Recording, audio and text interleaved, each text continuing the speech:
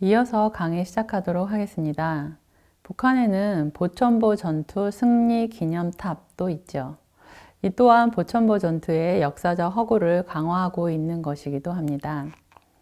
보천보 전투 승리 기념탑은 양강도 해산시 쾌궁정 언덕 위에 보천보 전투 승리 30도를 즈음해서 즉 1967년 6월 4일에 세워졌습니다.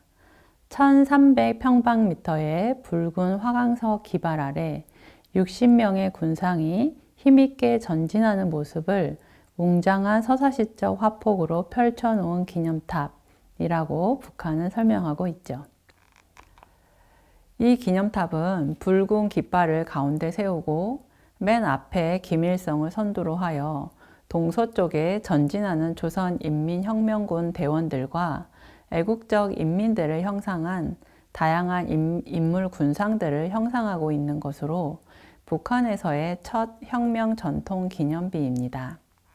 기념탑이 만들어진 시기는 북한에서 말하는 사회주의 전면적 건설 시기인데요.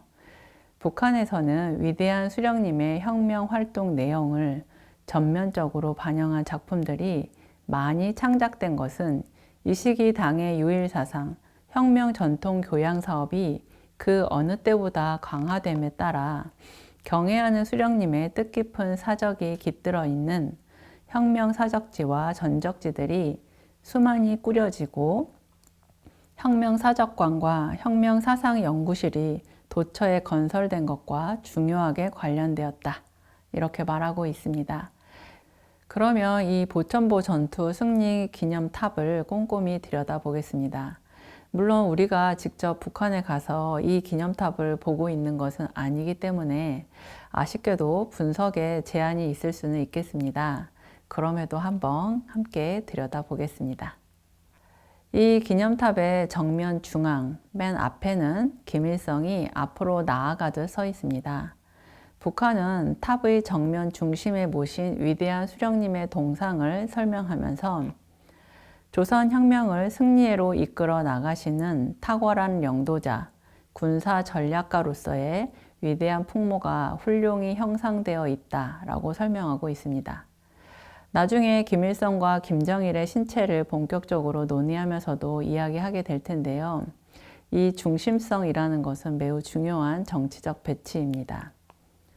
당연히 이 전투에서의 주인공이자 중심을 말하는 것이기도 하지만 도상학적으로는 신의 위치를 의미하는 것이기도 하기 때문입니다. 그리고 김일성이 서 있는 이 앞부분이 가장 크게 형상되어 있습니다.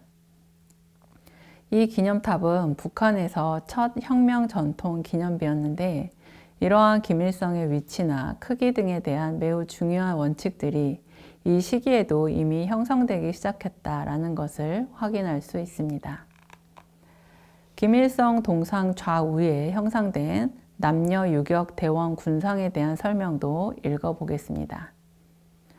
총과 탄띠를 맨 다부진 어깨에 가슴을 펴고 왼쪽에 경위대원과 오른쪽에 여대원의 형상은 위대한 장군님의 안녕을 목숨으로 보위하는 길에 조선혁명의 승리와 우리 인민의 휘황한 미래가 있다는 불굴의 신념을 안고 싸운 항일혁명 투사들의 전형적인 모습을 그대로 보여주고 있다. 이 글을 보면 김일성 동상 좌우에 형상된 남녀 유격 대원은 위대한 장군님의 안녕을 목숨으로 보위하는 길, 그 길을 나서고 있는 것이고 이것이 곧 조선혁명의 승리와 우리 인민의 휘황한 미래라고 설명하고 있습니다. 이 보천보 전투가 김일성에게는 조국의 독립을 위한 항일혁명 활동에 앞장선 일이었는데 항일혁명 투사들에게는 그 역할이 항일혁명이라기보다는 김일성의 안녕을 보위하는 일로 축소되어 있다는 느낌을 지울 수 없습니다. 보천보 전투를 기념하는 일이 사실은 무엇을 주 목적으로 하는 것인지를 보여주고 있는 글이기도 합니다. 이 기념탑은 앞부분은 6m의 높은 기단 위에 있으며 앞에 있는 인물은 뒤에 있는 인물보다 2배나 크게 만들어졌다고 합니다. 물론 앞에 있는 인물은 다름 아닌 김일성이죠. 그러니까 김일성이 맨 뒤에 있는 인물의 2배 크기라는 것입니다. 이에 대한 북한의 설명을 읽어보겠습니다. 보천보 전투 승리 기념탑은 조각 군상의 뒷부분을 관중들이 직접 손으로 만져볼 수 있게 형상하고 앞부분은 약 6배의 높은 기단 위에 뒤 인물보다 2배나 더 큰 조각상으로 형상하였다.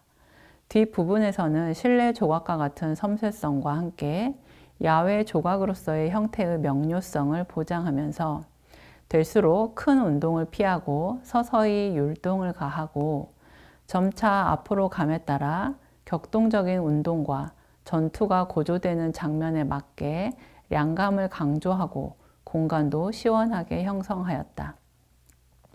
이러한 공간 형성과 운동감은 앞부분의 조각을 환각으로 처리하고 뒷부분으로 내려가면서 낮은 부각으로 처리함으로써 실현되고 있다.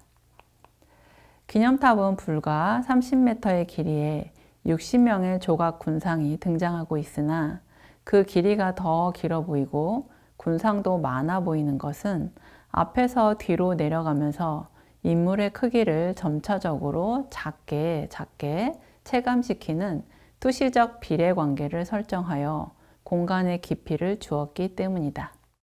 네, 북한은 투시적 비례 관계를 설정하여 공간의 깊이감을 주고 있다고 설명하고 있습니다.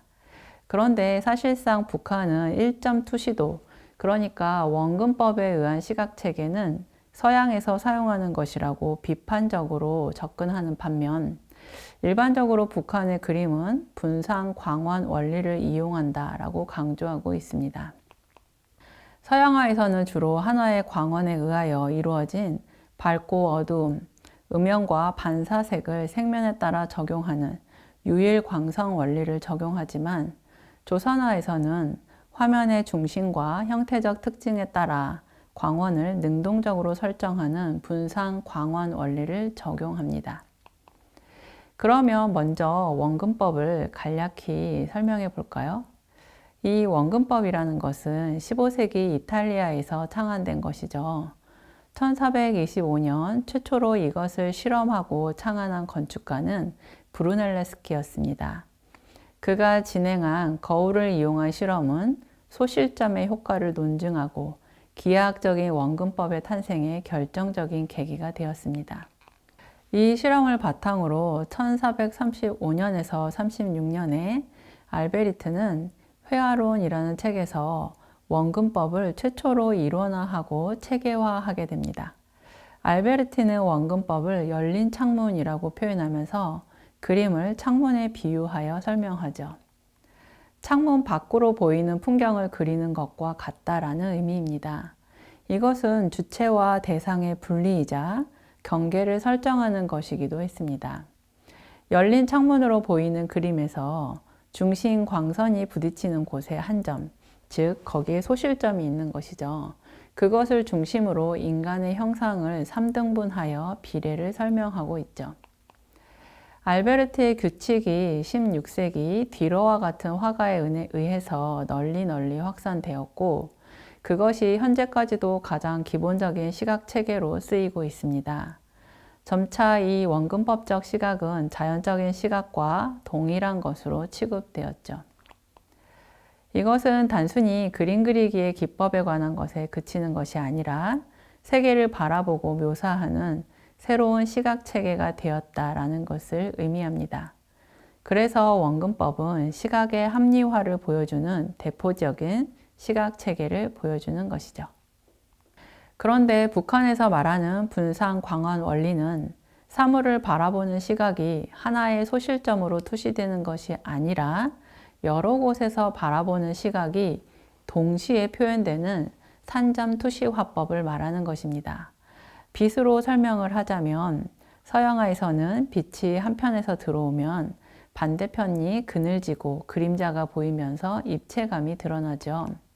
하지만 보통 동양화나 한국화에서는 산접 투시 화법으로 그리기 때문에 시야를 한 점으로 고정시키는 초점 투시의 제역을 벗어나서 한 공간 안에 혹은 같은 시간대에 동시에 나타날 수 없는 것들도 한 화면에 그려 넣을 수 있죠.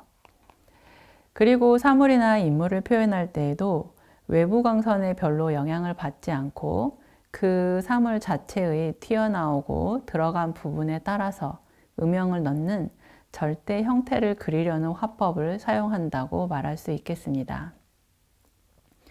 물론 그림과 조각이 다를 수는 있지만 조각이나 동상은 일부러 일점 투시도를 적용하지 않아도 사람의 눈은 앞에 있는 것은 크게, 뒤에 있는 것은 작게 그렇게 보입니다.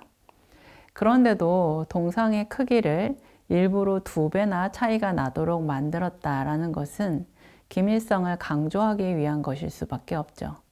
이렇게 만들어 놓으면 앞에서 봤을 때 맨 뒤의 인물은 실제로의 원래 크기보다 더 작게 보이기 때문입니다.